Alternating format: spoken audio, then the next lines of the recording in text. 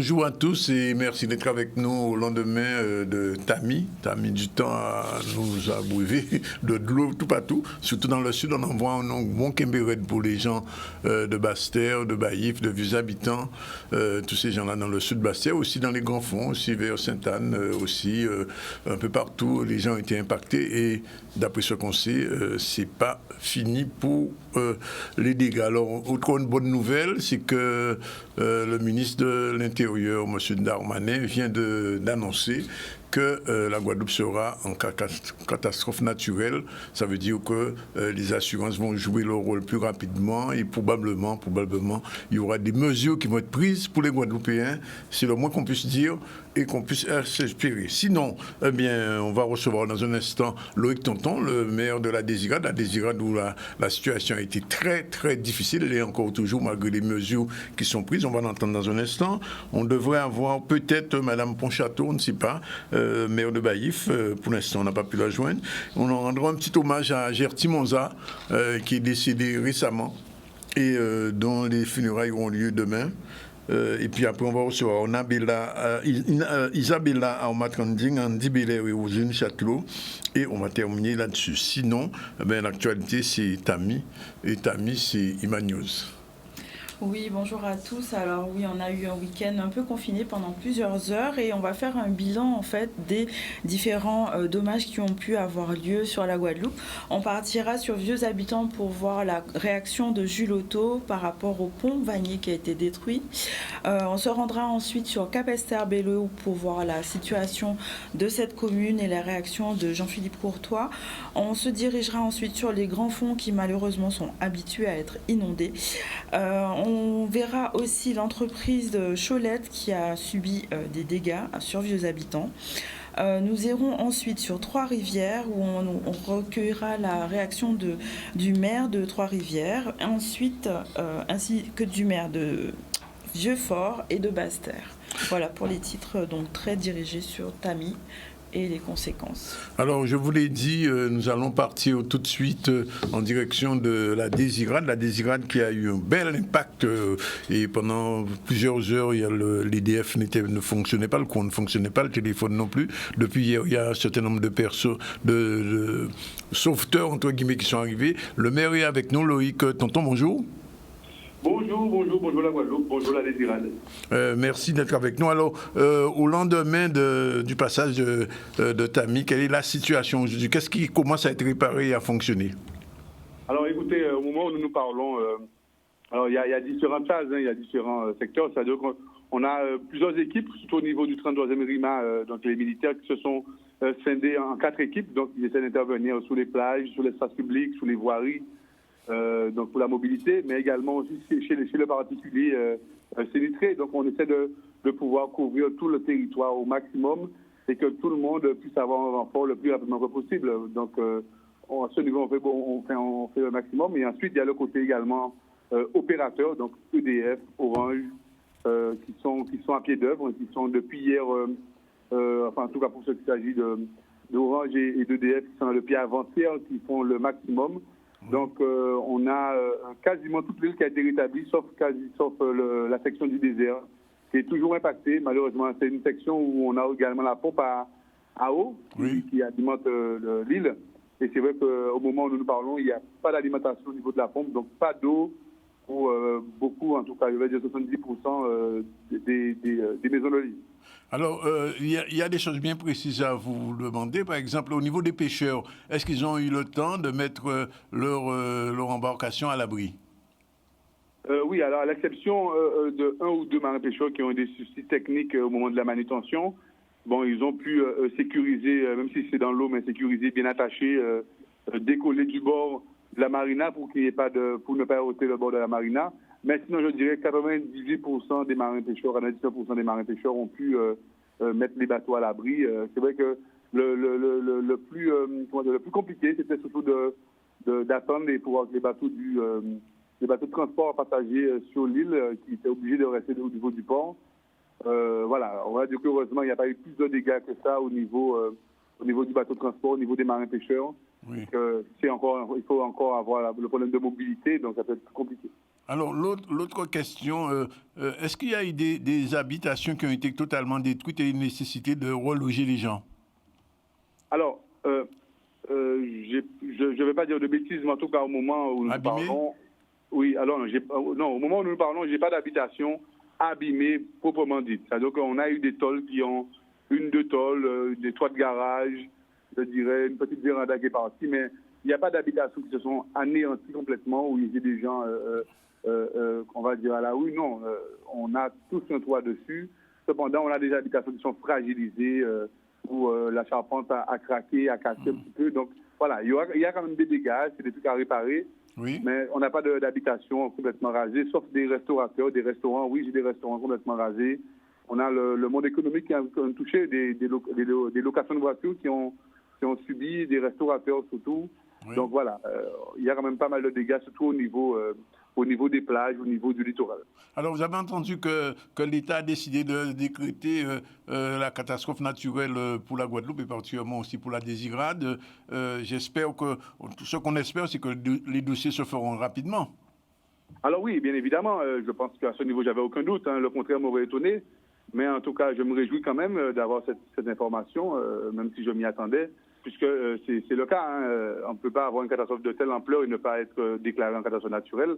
Donc, je me réjouis bien évidemment pour la population, pour la mairie, puisque j'ai également des bâtiments communaux qui ont été impactés.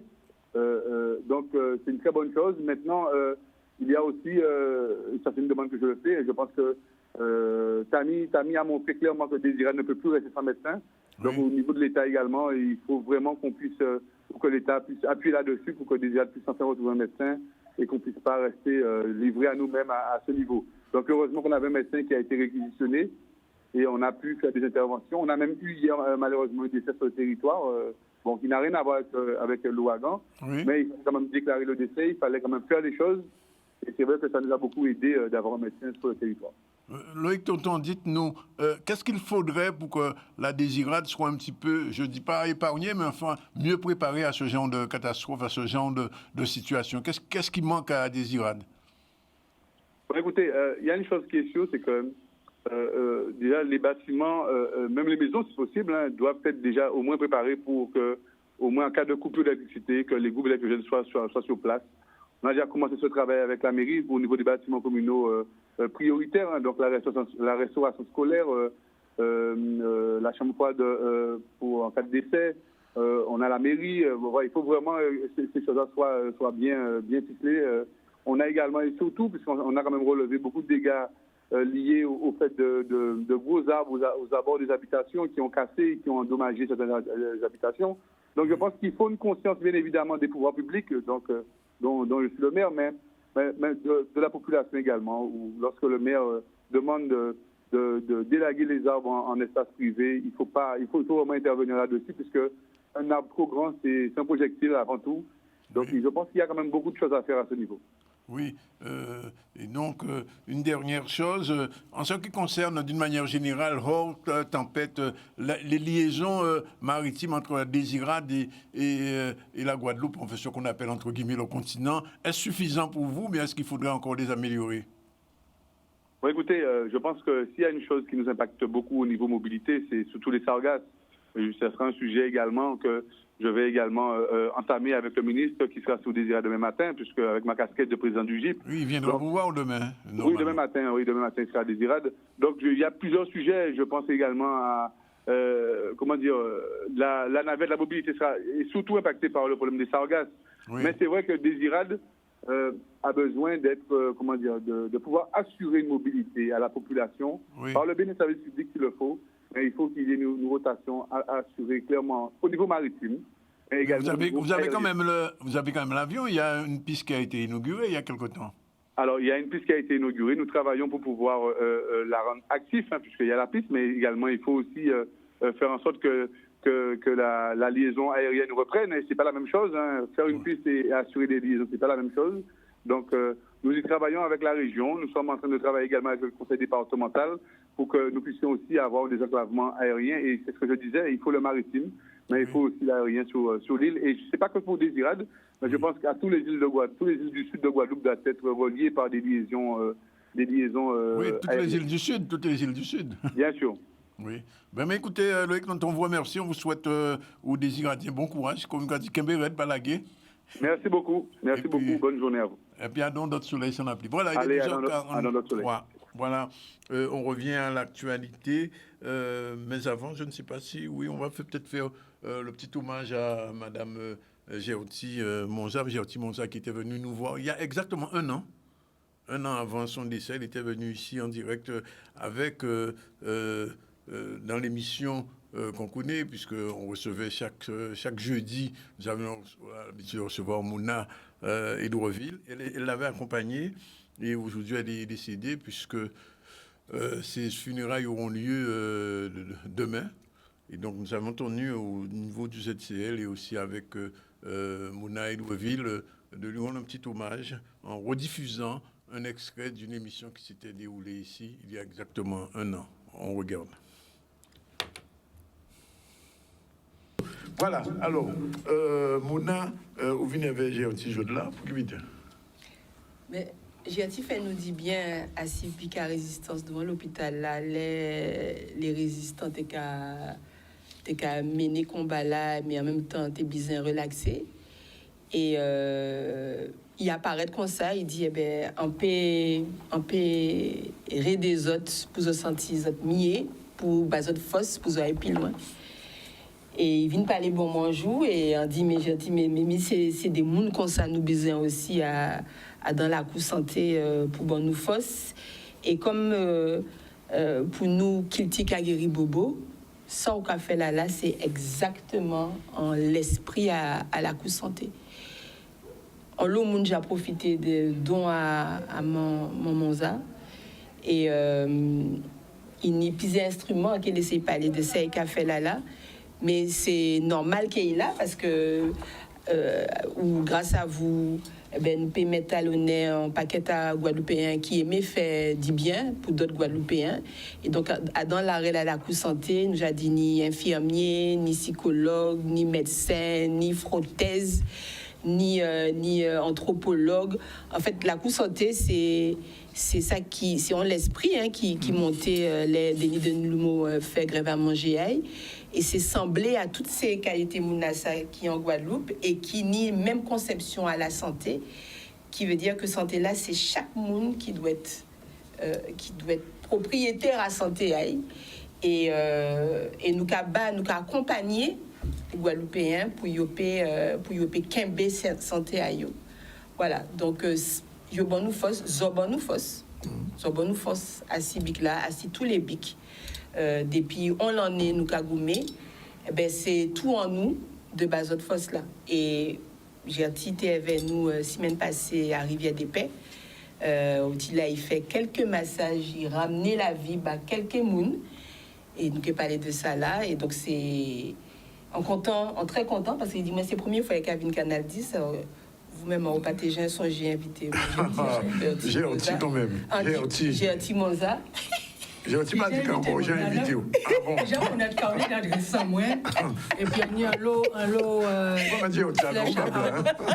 Il y a un lot flèche à Aokamoué. Donc, il t'a invité moi, donc il était bien spécifique.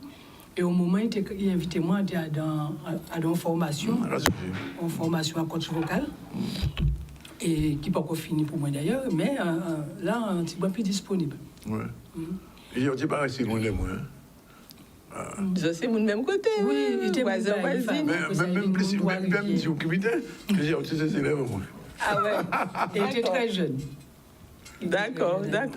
Mais ouais, la Guadeloupe, c'est une seule famille. Oui, mais c'est une seule famille. Et il n'a pas dit, mais ça c'est secret, nous, mais nous, on dit en famille proche quand même. Ah, d'accord. En plus de ça.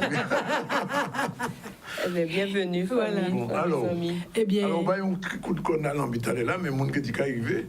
Parce que c'est Negma, on a été cassé bien longtemps pour te crier, faire l'arrêt là. Et pas seulement ça, selon moi, parce qu'on cherchait ça, on a cherché encore ça. Ouais. Et pendant une antenne, on a profité, moi, dit, en cas que grand-sœur, grand-maman, on a merci de confiance là, il fait moi là, parce que on était un peu serré, mais on s'est dit, bon, trop de souffrance, il faut mettre moi dans la lumière, moi, pour tes contributions au moins, que ce soit Jean-Yé, avec moyen, pour aider les gens qui ont bouleversé trouver soulagement. Et c'est comme ça que Mamona et puis équipe a dit moi ben j'ai dit bon de toute manière on va finir on va faire ça on y a fait et en sortie c'est mon été très content. C'est mon parti ni mon qui dit bon était pour enfin bref si c'est pour nous parler je senti yo ni mieux-être ton bien-être et c'est d'éviter que moi même peux pas expliquer et que yo même peut pas expliquer. Ça qu'a fait d'une manière globale parce que ni des monde pas prendre un individu un petit peu comme ça un petit peu comme ça mais nous sommes chaîne. Si on fait mon bien, on est content, c'est moi-même on fait bien. Si on fait du bien, quoi, son genre de va-et-vient. Allez, venir. On allait venir à l'amour, on allait venir à solidarité que la famille a nous laissé ben nous. Et tout ça pour dire que Conkalambila, effectivement, c'était un instrument rassembleur. Dans tout selon ça, on connaissait, pour les gens qui sont sortis la pêche, aussi. Les nectés marrons, les moun morts, les messages quelconque a passé, pas tenir radio, pas tenir portable, pas tenir, mais c'était des sons moun a balancé et message là t'es arrivé là pour y. Donc qui j'en fait venir à Conkalambila pour soigner moun pas mal de moi pas ça. Enfin pas ça. Moi même pas ça, on essayé une fois si moins. En vrai fait moi du bien, on dit deux trois amis en tenir est-ce que nous quoi fait? Et puis on vient tomber en la coup de santé, puis ça calait, c'est mon très satisfait. D'autre part, en quelle idée de mots quand même avant, on continue à parler. Parce que faut nous trouver un équilibre. Et l'équilibre là, ça, il y a un bité qui a freiné nous. Alors qu'elle dit carrément, le temps me presse.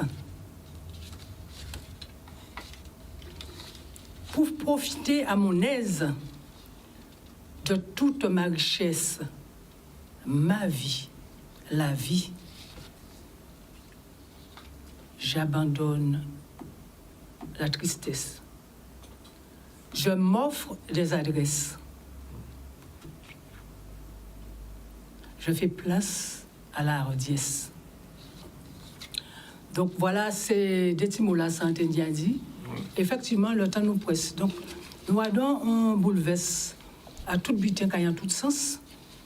Et là, regardez des collègues qui étaient préparés pour vivre un certain sens. Parce que la vie, on déroulé, ils ont chimé que nous avons fait la vie. Tout butin qui a vu butin. Tout butin qui a vu, on dit l'équipe, bon, nous avons profité de ça lié. Bien bonjour. Bien bonsoir. Et l'équipe, merci pour tout ça qu'on a fait pour la Guadeloupe. Et comme il contrariait, eh bien, ça a venir sur nous-mêmes. La nature a montré nous tous les jours. Et en la coulée santé, effectivement, nous avons rencontré des gens qui ont dit qu'ils n'ont pas qu'à comprendre. Un exemple, madame a rencontré si Bika CHU là. Et quand moi même pas comprendre, pas comment quand vient faire ça, mais on pas comprendre. Alors on fait soin et il partit. Et puis après, là, nous venons, nous avons dit au revoir. Je voulais sauter là aussi. Je vais prendre un petit coup de Conkalambila. Oui, vraiment, paiement tiens. Il y a invité des gens qui peuvent prendre contacter Géoti parce qu'ils bon. Alors là, regardez, ça était trop fort, il vient, il prend la parole. Et je voulais sans son gémona dit mais son bel courage. Madame l'a dit pas, je comprends. Dans quelques minutes comme ça, j'étais déjà senti bien paré à prendre la parole en public parce que coup de Conkalambila a fait du bien. Enfin, massage là, Conkalambila a fait du bien aussi. Parce que Conkalambila, quand il a voulu nous, c'est vibration. Et l'être humain, c'est vibration. Oh, bah oui, énergie là. Voilà. Donc, quand nous attendons pour nous utiliser ça qui est en nous. Alors, à papier, on ne va pas mon on peut parler avec elle, moi, parce que c'est l'amour, c'est les miens, ni un cabaye. Et tout ça, on a couru, ah oui, un tel vient faire un stage de ceci, un tel vient faire un stage de tout le monde a couru. Mais il n'y a pas oublié ça, nous, qu'il y a autant de force, encore plus force, parce qu'il y a ici terre, natif natal. Et en trouvé-moi qu'à proposer des stages d'habitants, on n'a pas bougé. C'est qu'on y est là, on a commencé à rapprocher de Sayoni, on peut parler de médecine traditionnelle chinoise, on peut parler de médecine de Tai Chi, de Ikong, Ayurveda, toute qualité de mais tout ça, nous sommes peuple déjà au départ, nous avons tout ça. puisque nous subissons l'eau, l'eau invasion, nous subissons l'eau déportage, nous subissons l'eau, c'est des mots que nous ne pouvons pas attendre, mais c'est ça. Donc, nous avons un mouvement que les autres portent quoi connaître. Mais là, on a toujours dit la Guadeloupe, son laboratoire. Qui j'en peux expliquer 97 nations environ qui vivent ici, si on ne trompe pas les autres qui démentent moi. Et nous avons vu en foyer, ni bouleverse tout partout, même dans un foyer, nous avons aimé, ni au bas. Mais il y a une force quelconque qui a fait nous unifier nous pour nous faire débuter ensemble. Et c'est pourquoi on a dit Guadeloupéens qui font confiance et qui font confiance et qui continuent à faire confiance. On a dit merci. Merci, pas pour moi seulement pour eux. Parce que c'est même chemin là nous caille. Et un mec a dit ça qu'a fait mon riz. J'ai signé pour la vie, mais j'ai signé pour la mort. Et comme pour moi la mort pas ni bon sens. Ouais. Parce qu'on a dit là on a dormi, c'est en forme de en forme de mort. Ouais. Et là, lever le matin, on va renaître. C'est une nouvelle vie. C'est une nouvelle vie, c'est un nouveau départ, c'est d'autres butins, d'autres projets, d'autres gens qui rencontrés, etc. Et il faut nous aussi, parce que c'est une question que nous avons posée, nous, pourquoi nous ne pouvons pas mettre nous ensemble les faits? Pourquoi nous toujours veillons tirer l'autre là vers le bas et pour d'autres gens qui viennent à profiter. Donc, il faut nous trouver une solution pour ça. Et solution là, c'est nous-mêmes. Solution là, c'est continuer à faire solidarité comme nous avons l'habitude de faire. En tant que Caroline Tekavina, en madame qui a dit, messieurs, voisins, moi, porte un fouille à pain, pas moins.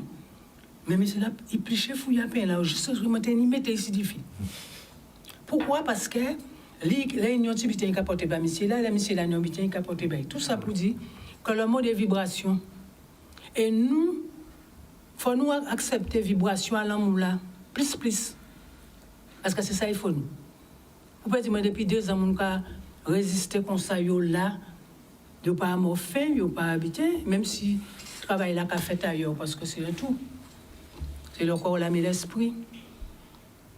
Et nous allons continuer, chemin, nous allons penser bobo, nous, bouleverse qu'a passé, des calbéchages qu'a fait, des informations qu'a fait, nous là. Et nous allons petit à petit, d'autres gens ont dit, mais on pas dit ça, on t'a dit là, c'est vrai.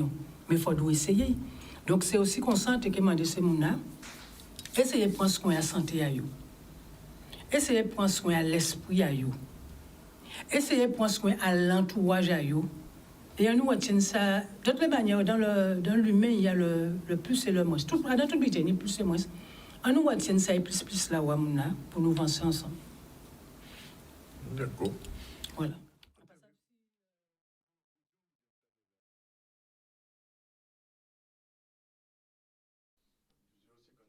Donc les funérailles auront lieu donc demain, la veillée ce soir à Baïf.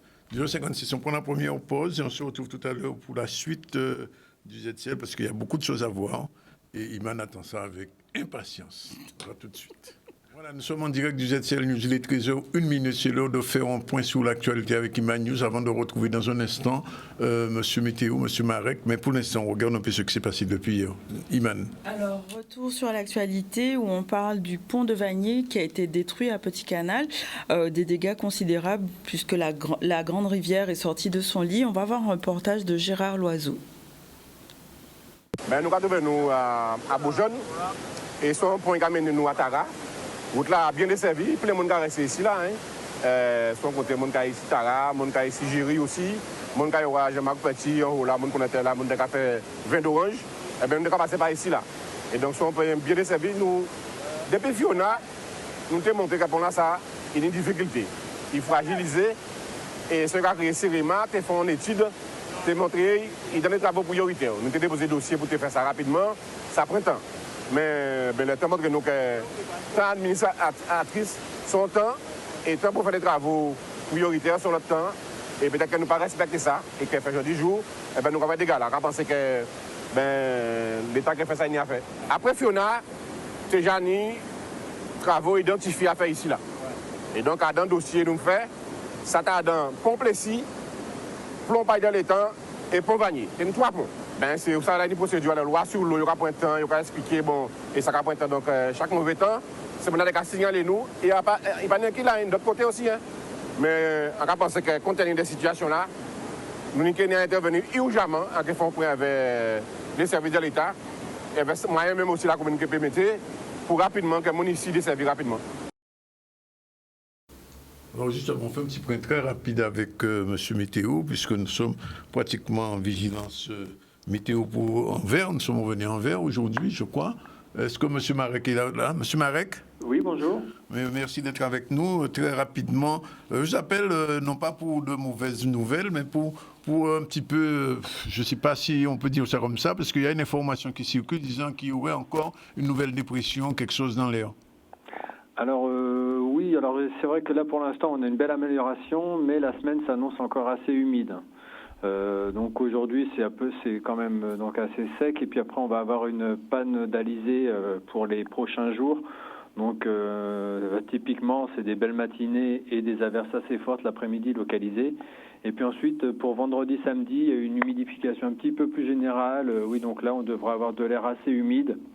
Et puis pas mal de pluie, donc ça reste imprécis pour l'instant.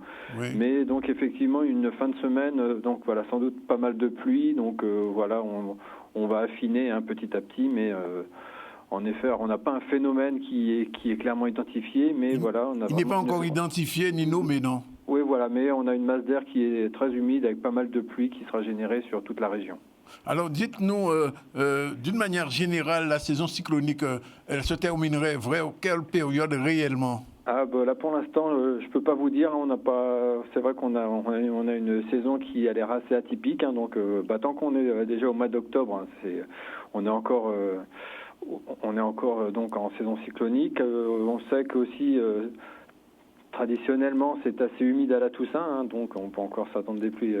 Vous pensez que le mois de novembre pourrait être un peu plus calme? Pour l'instant, je n'ai pas de vue là pour le mois de novembre pour l'instant, mais voilà, n'hésitez pas à nous recontacter pour qu'on vous fasse un point sur les prévisions mensuelles. Voilà, là, désolé, à l'heure actuelle, voilà, je n'ai pas trop d'informations sur le mois de novembre.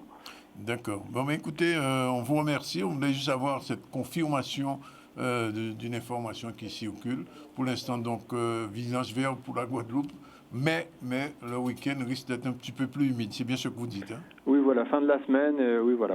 À partir de vendredi, ça risque d'être humide, quoi. Voilà, vendredi, samedi et dimanche. Voilà, très bien. Merci, M. Marek. On revient à l'actualité avec Iman, qui semble être désespérée par l'information qu'elle vient d'entendre. C'est bien ça? Oui, c'est ça. Oui. Tous les week-ends, on est confinés. Bon, c'est pas désagréable, mais quand même, on a des choses à faire peut-être. Alors, la situation sur Capesterre-Belle-Eau, justement, on en parle avec Jean-Philippe Courtois, qui a pu coordonner ses secours par rapport au risque d'inondation. Et maintenant, il s'agit de nettoyer. On voit un reportage de Gérard Loiseau. Donc la situation sur Capesterre, donc depuis ce matin 6h, nous avons dû relancer donc le PC pour pouvoir coordonner donc les secours sur l'ensemble du territoire, puisque nous avons dû faire face à de nombreuses inondations, comme ici à hauteur Bananier, où de nouveau donc la rivière est sortie de son lit. Sur Fourachot, Sainte-Marie, au centre-ville, du côté de Bananier. Donc c'est dire que l'ensemble du territoire est touché, moindre mesure, donc on parlait à Fiona, mais donc nous avons mobilisé donc l'ensemble des agents de la collectivité ainsi que de la solidarité avec les services du conseil départemental, de la région et de l'État, donc qui viennent nous porter main forte de manière à pouvoir sécuriser donc la population et surtout que nous puissions donc rapidement nous assurer que si les pluies devaient perdurer, qu'il n'y ait pas donc de nouveau d'inondations. Et on va voir maintenant sur les Grands Fonds, les habitants de Grands Fonds qui sont malheureusement habitués aux inondations, la réaction de ces habitants, un reportage de Michel Depeuple.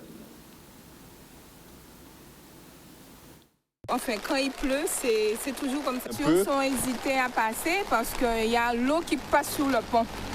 Et quand il passe sur le pont, ça passe derrière la boulangerie qui est là et ça continue de descendre en rencontrant le pont de Cara.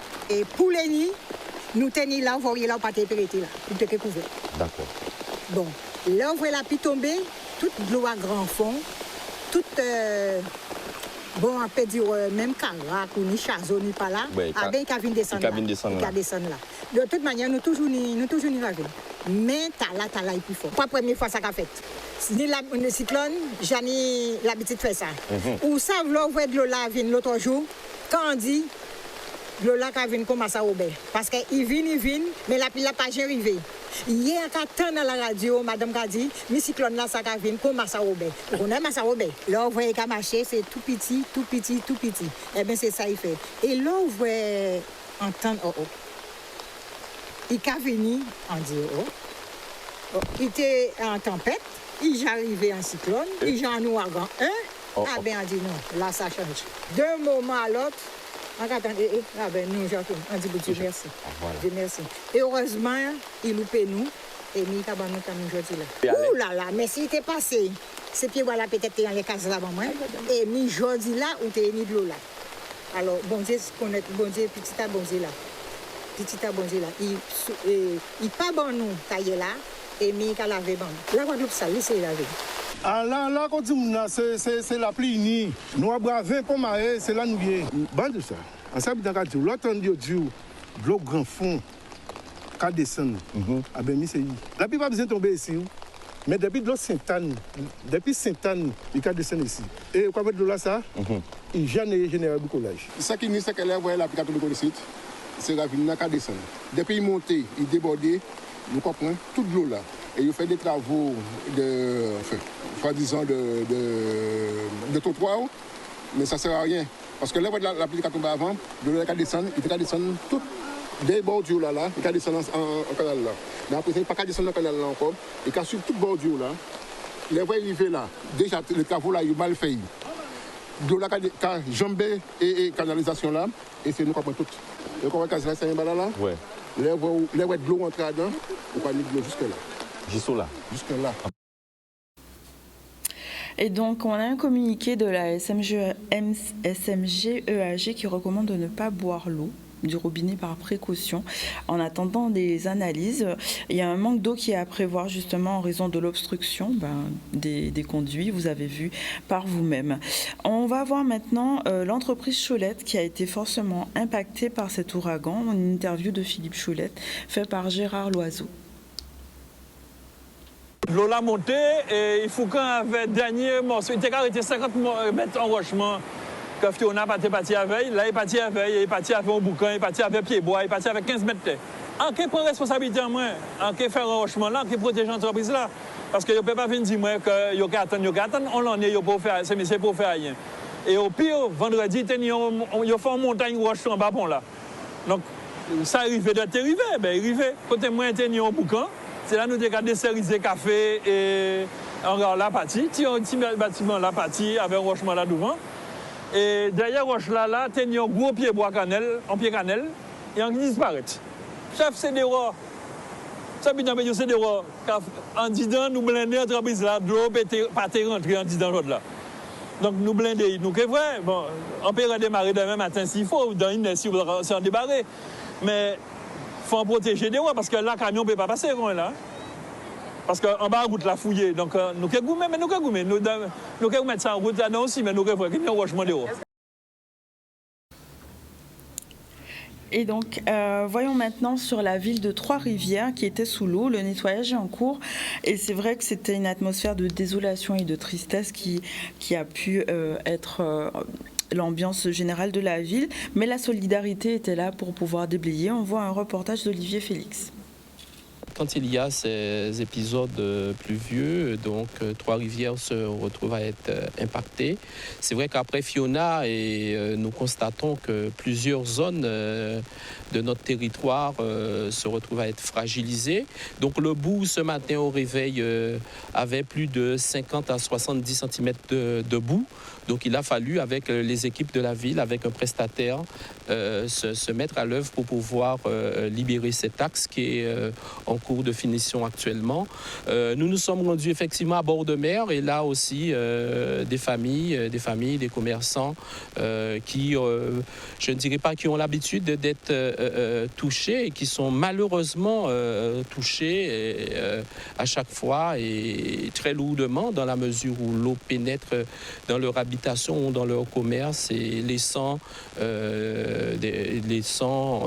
la suite une certaine désolation. Donc c'est toujours une désolation pour ces familles quand elles se réveillent et qui doivent aussi quelquefois et très souvent veiller la nuit parce qu'effectivement, ils doivent, avec les bras forts qui s'y trouvent, porter manœuvre pour pouvoir transporter des meubles ou encore libérer les accès. Donc c'est toujours une certaine désolation, une certaine tristesse quand nous sommes dans cette période. Donc à Trois-Rivières le matin, c'est toujours très, très, très difficile. Mais aujourd'hui, nous avons eu quand même, surtout sur bord de mer, cette solidarité qui a joué et qui a permis à ce qu'on puisse déjà commencer à déblayer très rapidement pour que cette famille et ses commerçants regardent déjà au lendemain. Et donc le sud Basse-Terre était fortement impacté. Voyons directement la réaction du maire de Basse-Terre qui a pris les précautions justement pour ouvrir les abris et les postes de commandement. On va voir un reportage d'Olivier Félix. Écoutez, la nuit a été calme et en début de matinée, très tard dans la nuit, on a eu quand même des infos comme quoi la pluie, surtout la pluie risquait de créer des inondations. Donc j'ai pris l'initiative, j'en ai rapidement informé le préfet et le COD d'ouvrir, surtout ici à Rivière-des-Pères, d'ouvrir le poste, l'abri sûr de Rivière-des-Pères. Et nous avons regroupé tous les moyens sur ce site, c'est-à-dire qu'il y a à la fois l'abri qui est ouvert, mais également le poste de commandement communal qui est ici, avec l'ensemble des services techniques, la police, bien sûr, la police nationale est en renfort, le SDIS aussi est ici présent, les services techniques, le CCAS et les élus. Nous sommes tous regroupés, on fait régulièrement des rondes en ville, mais surtout du côté de Rivière-des-Pères. Là, on a une douzaine de personnes qui sont maintenant mises en sécurité et on va en chercher au moins une dizaine à peu près, surtout sur le côté de la rue Élie-Chauffrin, du côté de Rivière-des-Pères, parce que l'eau est sortie un tout petit peu de son lit. On préfère anticiper, même si les choses semblent se calmer un peu, mais voilà, chat échaudé, comme on dit, on préfère prendre des préventions, prévenir plutôt que guérir. Je tiens à signaler quand même qu'il y a une bonne discipline quand même. Il faut le dire, quand on passe dans la ville, quand on passe dans les quartiers, les personnes restent à domicile. Donc c'est bien, ça nous permet de travailler plus facilement. Mais du côté du rond-point de Bologne et du côté du boulevard de Basse-Terre, on a préféré sécuriser pour l'instant pour ne pas avoir de surprise. Donc la région Basse-Terre fortement impactée. On va voir maintenant la réaction du maire de Vieux-Fort, Éric André, qui s'exprime donc sur Tami et les conséquences dans sa commune. Nous nous attendions déjà à ce qu'il y ait encore des dégâts puisque le contexte est quasiment le même que pour Fiona, le même que pour Philippe. Et donc pour Tami, rien n'a changé entre-temps. Donc forcément, nous étions conscients que nous allions avoir autant de dégâts.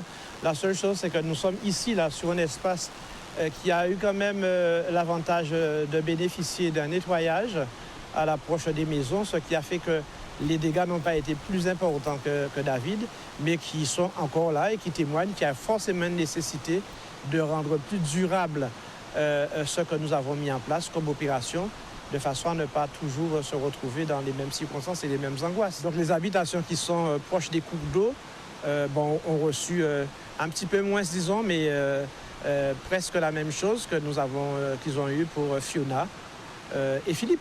Donc on les connaît, les administrés. Ce sont les mêmes dégâts d'inondation, de l'eau qui a pénétré dans les maisons, de l'eau qui a creusé encore plus le lit de la rivière. Donc forcément, les choses sont pareilles, on n'en a pas davantage. Donc là, nous portons un peu notre concours pour aider à les administrer autour de leur maison pour qu'il y ait des accès plus faciles et pour les encourager une nouvelle fois à attendre, à patienter de façon à ce que nous puissions avoir de l'aide et conduire justement ce que la préfecture nous dit, c'est-à-dire conduire les travaux. Mais nous ne pouvons pas les conduire si nous n'avons pas le financement nécessaire. Voilà ce qu'on pouvait dire au lendemain du passage de Tami. On espère que les choses rentreront en place. Alors, il y a un ministre français qui arrive cet après-midi, probablement avec des solutions peut-être qu'on espère définitives. De toute façon, on a bien vu, en regardant bien tout ce qui s'est passé, qu'il y a une extrême fragilité aujourd'hui des infrastructures et que si rien n'est fait, chaque fois qu'il y a un coup de vent, qu'il y a un coup de l'eau, on aura les mêmes conséquences. Voilà, c'est l'heure de revenir à la parole du jour et au focus quotidien. On commence par le proverbe du jour. L'eau sale, l'eau sale, pas qu'à empêcher la rivière courir. Alors, toutes les rivières vont à la mer, oui, c'est vrai. La vie suit son chemin, peu importe les circonstances. C'est tiré de 365 proverbes créoles de Didier Manette, c'est choisi par Odalia, comme tous les jours. Et c'est le proverbe du jour. L'eau sale, même de l'eau propre, même pas qu'à empêcher la rivière courir. Et ensuite, un focus sur l'homme du jour, qui n'existe plus, que tous les footballeurs ont connu. C'était le 23 octobre, on est 23 octobre aujourd'hui, et il est décédé le 29 décembre, mais il était né le 23 octobre 1940 au Brésil. Tout le monde connaît Edson Arantes do Nascimento, qu'on appelait Pelé, qui était un footballeur international. C'est le meilleur footballeur que le monde ait connu jusqu'à maintenant. Il a marqué à peu près 1000 buts dans sa vie. Il a été à Santos. Il est même venu en Guadeloupe une fois, jouer avec une équipe guadeloupéenne. Et il avait été très étonné de la qualité du football guadeloupéen de l'époque. C'est dans les années 80, 70-80, d'après ce que je sais. Il est le seul aussi footballeur à avoir remporté 3 fois la Coupe du Monde, puisqu'il a été sa première Coupe du Monde, c'était, je crois qu'il avait 17 ans. Et il a eu l'occasion de jouer à 3 reprises cette Coupe du Monde et de la gagner. Et il a quitté le football en 1977. Il a joué aux États-Unis pendant quelques temps. Et on l'avait décerné citoyen du monde. Et à ce moment-là, il a décidé de s'engager un petit peu dans l'action humanitaire et aussi politique. Bon, sur le plan politique, il a eu des positions qui n'étaient pas toujours ce qu'on souhaitait. Mais en tout cas, ce qu'on retient de lui, ce footballeur, c'était l'un ou le meilleur footballeur brésilien mondial, Edson Arantes do Nascimento, qui était né le 23 octobre, mais c'était en 1940. Il est décédé en décembre 2022. Il avait déjà 82 ans. Voilà, 13h19, c'est l'heure de prendre la dernière pause avant la dernière séquence. Et on va recevoir tout à l'heure Annabella Matranding, Andy Belair et Madame Chatelot. À tout de suite. Voilà, c'est la dernière séquence du ZCL News. Il est déjà 13h31. Dans un instant, on va recevoir Isabella Matranding. Bonjour. Bonjour. Good morning. On va recevoir Roselyne Chatelot aussi. Bonjour. Tous les deux sont du Zonta. Et Monsieur Andy Belair, merci d'être avec nous. Bonjour. Bonjour, c'est moi qui vous remercie. Parler de l'association civile d'une manifestation qui aura lieu le 28. Mais pour l'heure, on fait un petit rappel très rapide des informations avec Iman News. Alors, le rappel de l'information est essentiellement orienté sur l'ouragan Tami et le bilan des dommages. Nous avons vu déjà les réactions diverses sur Vieux Habitants, Capesterre. On a vu aussi la réaction des habitants sur le Grand Fond, Abîme, qui sont très impactés généralement par les inondations. Nous sommes allés aussi du côté de Cholette, l'entreprise qui a subi aussi quelques dégâts, ainsi que sur Trois-Rivières, Basse-Terre et Vieux-Fort. Donc vraiment le sud Basse-Terre qui a été impacté sur beaucoup de pluie, des inondations. Et maintenant nous sommes au vert, donc on va profiter de ce temps. Et je rappelle ce que M. Météo nous a dit tout à l'heure. Oui, la semaine, fin de semaine sera sûrement chargée de pluie aussi, malheureusement. La fin de la semaine, alors attention pour les manifestations prévues, qui ne soient pas encore une nouvelle fois reportées. Bref, quand on va dire en créole, on ne parle en cacahuète. Bon, alors, Isabella, merci d'être avec nous. Vous êtes venue parler d'une manifestation autour du cancer du col de l'utérus. Alors, juste une question. C'est une pathologie qui affecte beaucoup les Guadeloupéens? Alors, nous faisons partie, sur le plan national, du nombre le plus élevé de cancers du col, de cancers, en tout cas cancer féminin. Et il y a des chiffres qui sont quand même alarmants, puisqu'on entend qu'il y a environ 200 femmes qui décèdent du cancer du col de l'utérus. En Guadeloupe? En Guadeloupe. Alors, nous, on a choisi le mois d'Octobre Rose qui parle du cancer, effectivement, qui est concentré sur le cancer du sein. Mais nous aussi, compte tenu de notre mission, on se rappelle la mission du Zonta, améliorer les conditions des femmes et des filles dans le monde, nous avons souhaité justement nous démarquer et parler d'un autre type de cancer. Et pour cela, je me suis accompagnée de Roselyne Chatelot, qui est à côté de moi, qui est ma chef de projet et qui s'est chargée de toute l'organisation et qui pourra vous en parler un petit peu plus. Rosine Châtelot, merci d'être avec nous. Alors, cette manifestation aura lieu ce week-end, vendredi prochain? C'est ça. Donc, c'est une manifestation qui aura lieu samedi 28 octobre à partir de 17h. De 17h à 18h, nous accueillons tout le public. Nous attendons surtout le public jeune, parce que c'est une information également pour les jeunes, mais pas que, les personnes d'un certain âge. Et puis, à partir de 18h, va commencer une conférence, une table ronde avec de nombreux spécialistes. Nous avons fait venir des spécialistes de la métropole, du CHU de Pointe-à-Pitre. Nous avons essayé de regrouper des spécialistes de la question, mais à tout niveau, ORL, puisque le Human Papillomavirus, qui est le HPV, est le responsable du cancer du col de l'utérus, mais pas que. Et il est aussi le responsable du cancer de l'anus chez les homosexuels, également de la sphère ORL. Il était important pour moi, en tant que technicienne de laboratoire, d'être le chef de projet du Zonta sur cette thématique, le cancer du col de l'utérus, mais j'ai envie de dire, luttons contre le HPV. Et nous allons apprendre, grâce à ces spécialistes réunis, nous allons apprendre pas mal de nouveautés qui arrivent, surtout au niveau du dépistage.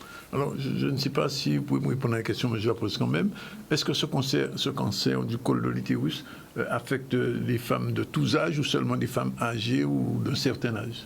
Alors justement, avec les spécialistes en préparation, j'ai appris que justement les jeunes pouvaient être touchés dès leur première relation sexuelle contractée, en tout cas le HPV.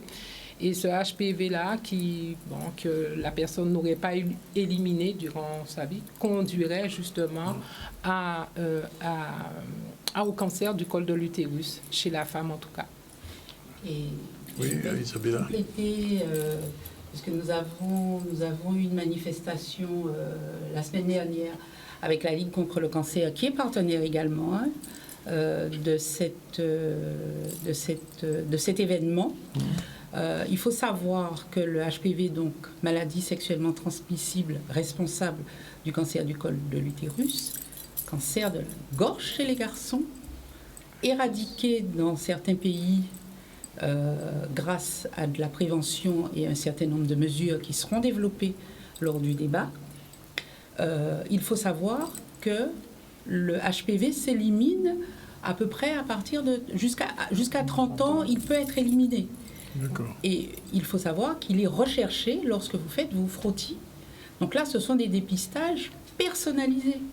Contrairement aux autres cancers où vous recevez un certain nombre de communications qui vous incitent à vous faire dépister, voilà un cancer en fait que si vous n'avez pas une démarche individuelle de vérifier votre situation, peut amener malheureusement à ce cancer. Voilà. Et ce qui est très très important, et c'est pour ça que vous allez voir, normalement nous avions notre prospectus, nous avons fait un tarif étudiant. Pourquoi? Parce que nous voulons absolument que les jeunes participent à ce débat. Nous avons fait un tarif adulte, mais surtout un tarif étudiant pour que les étudiants viennent savoir que dès leur première relation sexuelle, ils peuvent, et en plus ce sont les hommes qui transmettent aux femmes, et c'est silencieux des fois chez les hommes.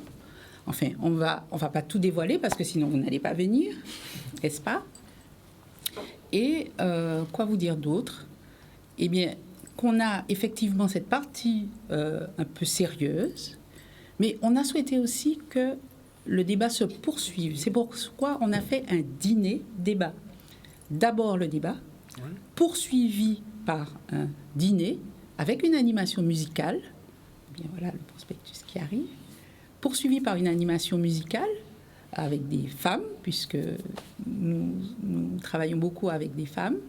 Et c'est pour ça aussi que nous avons rencontré un partenaire qui, lui, travaille autour du cancer du sein, mais c'est aussi un cancer féminin, et ça va parfaitement dans la droite ligne des projets du Zonta. Alors justement, Dibélian, merci d'être avec nous. Je sais que vous avez des sujets beaucoup plus impactants dans votre profession, mais pour l'instant, on va parler de votre partenariat dans le cadre de cette opération. Oui, tout à fait. Déjà, je remercie de m'avoir invité sur ce plateau. Et j'ai une petite pensée au tout début de cette émission pour les personnes sinistrées de l'Ouagantami, parce que je sais qu'aujourd'hui, il y a beaucoup de gens qui sont dans la difficulté, donc bon courage à eux.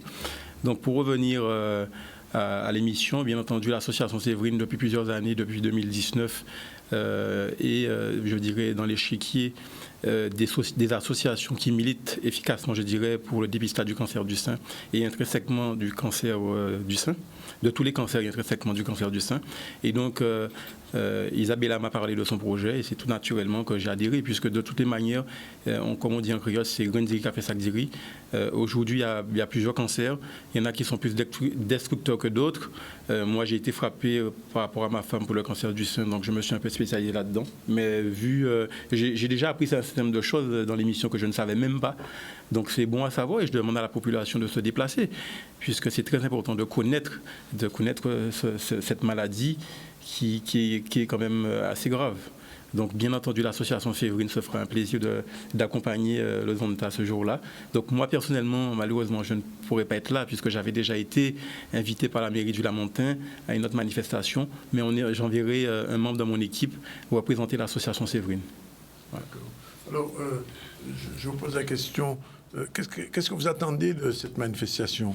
Une prise de conscience chez les femmes, parce que visiblement, comme vous dites qu'il y a 200 femmes par an qui décèdent, qui meurent de ce cancer, ça veut dire que ça devient de plus en plus grave. Parce que déjà, il y avait le cancer du sein qui emporte aussi des femmes, et de l'autre côté, ce cancer du col de l'utérus. Alors, qu'est-ce que vous espérez ? Mais comme toujours, notre rôle, en fait, c'est de porter l'information au plus près de la population. Et exactement comme quand vous nous recevez pour la lutte contre les violences faites aux femmes, le plateau des intervenants, il n'y a que des spécialistes, des personnes qui sont pointues dans leur domaine et qui seront capables, effectivement, autour d'un débat très conceptualisé, de répondre aux questions, mais aussi à la suite, lors du dîner, les gens pourront aller en toute discrétion, se rapprocher des intervenants, poser des questions plus personnelles, voilà. Et puis, ce qui est important, c'est une sensibilisation au niveau des jeunes, mais surtout au niveau de leurs parents. Parce que là, aujourd'hui, on parle de MST, HPV, maladie sexuellement transmissible. Donc, ça veut dire que les parents, dès le départ, doivent s'assurer avec leurs jeunes qu'ils prennent tout type de précautions pour pouvoir se prémunir de ce type de maladie. Alors, je voudrais aussi ajouter mon expérience en laboratoire. Quand il s'agit de faire les dépistages, souvent, comme c'est dans le dépistage, il y a des méthodes intrusives, comme la pose d'un spéculum, ou que les femmes n'acceptent plus. Donc là, il va y avoir une nouveauté. Parce que l'autoprélèvement, que certaines femmes ont dû découvrir par hasard au laboratoire parce que quand elles viennent faire des recherches de MST, on leur dit maintenant, vous pourrez faire votre autoprélèvement. De la même manière, là, il va y avoir une nouveauté, l'autoprélèvement. Il va y avoir aussi on va porter cette question de l'autoprélèvement dans le dépistage du HPV. Et ce n'est pas, et je veux le rappeler ici, ce n'est pas que l'affaire des femmes, c'est aussi l'affaire des hommes, puisque nos jeunes garçons sont concernés, puisque maintenant on parle de faire la vaccination dans le cadre de la prévention contre le HPV. On demande aux jeunes garçons d'être aussi vaccinés. Mais c'est vrai qu'Isabella l'a fait remarquer, nous sommes en France un peu 10 ans en retard sur la prévention. Et donc, une fois que vous aurez fait cette manifestation, donc vous espérez enfin que les femmes prendront un petit peu plus soin. Mais alors, il y a autre chose, c'est-à-dire que vous avez dit tout à l'heure que ça concerne les jeunes et que jusqu'à 30 ans, on peut être soigné et évité. Alors, et après 30 ans, qu'est-ce qui se passe? En fait, lors des premiers rapports sexuels, et on dit entre les premiers rapports, disons 15-16 ans, jusqu'à 30 ans, c'est l'âge où les jeunes on est susceptible de contracter, en tout cas le HPV. Oui. D'accord ? Et à partir de 30 ans, normalement, si notre corps n'a pas éliminé le virus, si on ne l'a pas non plus détecté, qu'est-ce qui va se passer ? Peut-être qu'à 50 ans, on me découvre que j'ai un cancer du col de l'utérus. Et il est un peu tard. Oui. Donc, qu'est-ce qu'il faut faire ? Il vaut mieux faire de la prévention que du traitement. Parce que souvent, trop souvent, ça coûte très cher à la sécurité sociale. On fait plus souvent des traitements que de faire de la prévention. Donc, on a un virus qu'on le connaît bien, il a été éradiqué, qu'on peut éradiquer, parce que si on regarde les chiffres de l'Australie, par exemple, ils ont commencé à vacciner les jeunes gens et jeunes garçons, et ils se sont rendus compte que leur taux, en tout cas, de cancer du col de l'utérus, avait diminué. Oui.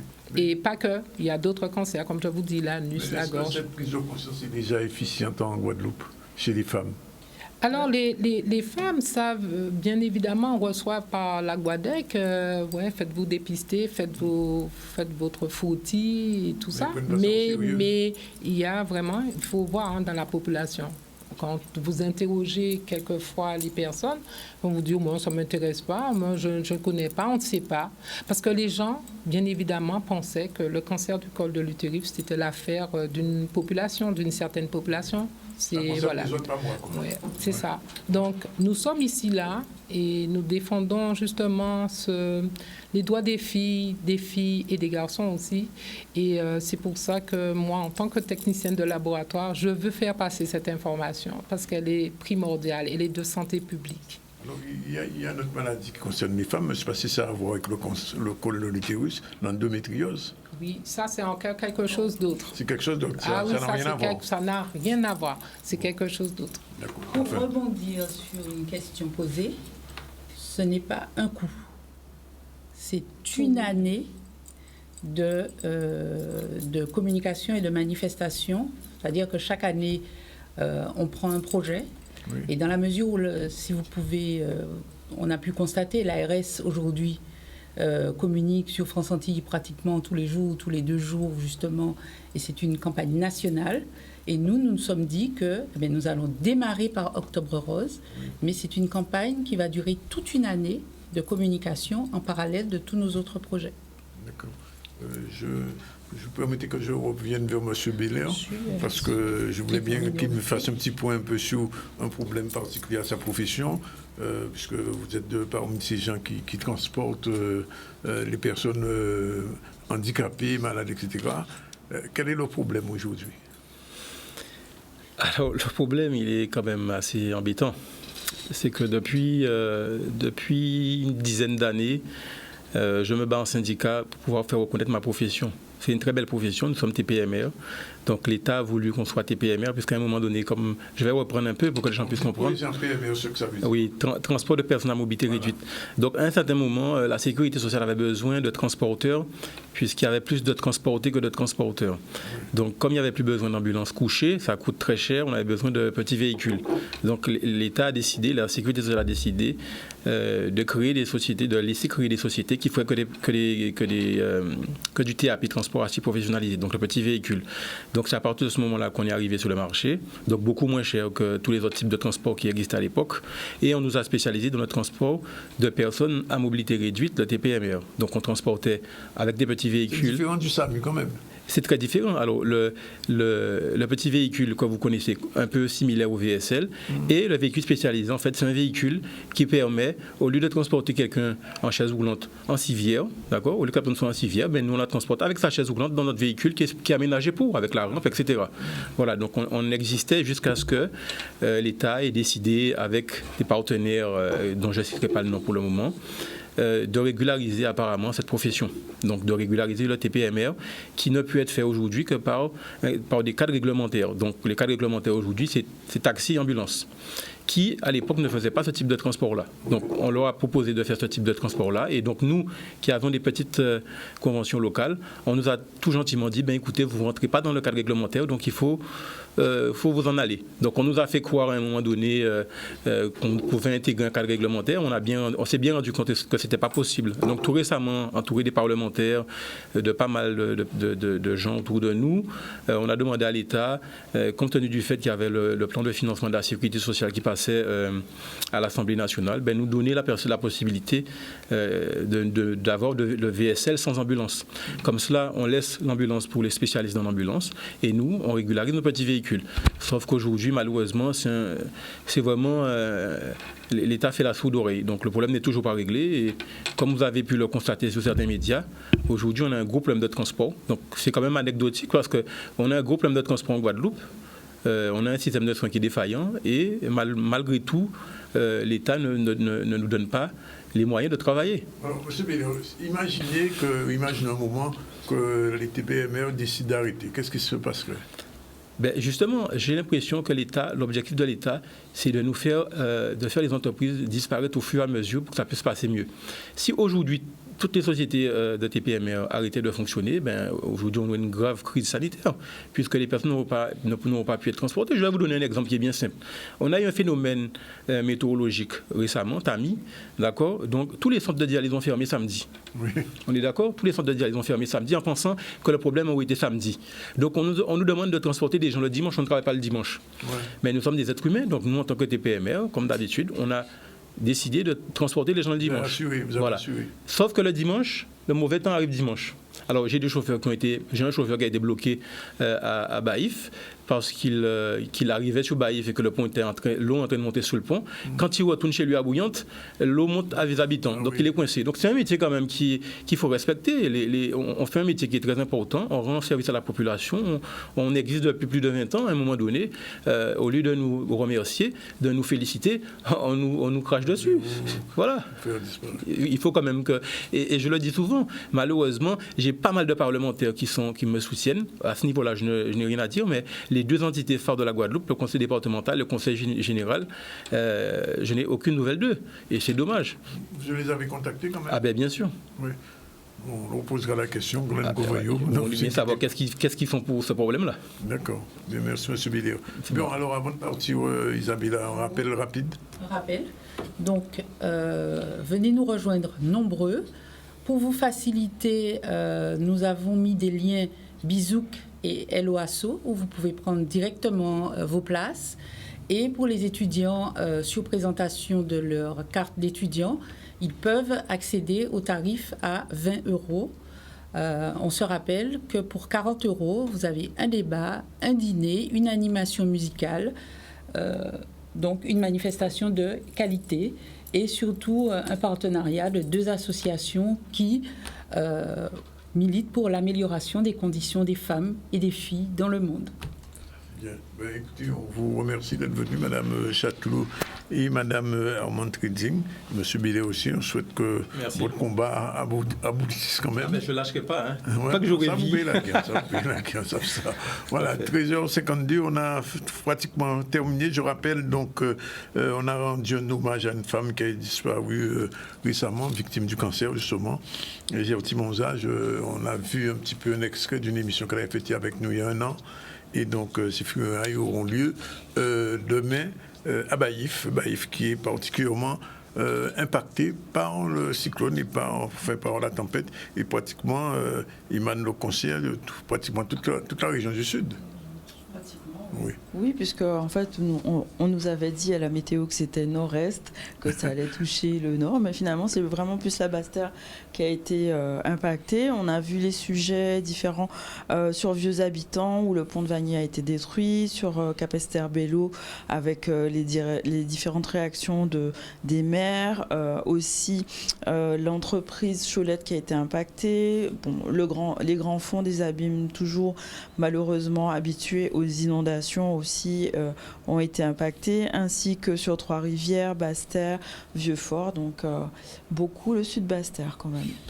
Voilà, 13h53, c'est la fin du JTL News. On se retrouve demain à partir de 12h30 comme tous les jours pour de nouvelles informations. Et je vous rappelle qu'il y a un ministre qui arrive là dans quelques temps et qui ira aussi à la Désirade, puisque nous avons eu un petit focus avec le maire de la Désirade, M. Loïc Tonton, qui espère effectivement que des choses vont être faites au niveau du transport, mais aussi au niveau de l'électricité, de l'Orange. Enfin, il y a plus de 70 personnes qui sont en place en ce moment à la Désirade pour essayer de remettre l'île au niveau. Voilà, c'est fini pour aujourd'hui. La réalisation était assurée par Yann. Demain, on se retrouve à 12h30 avec Iman. Ciao, bye bye.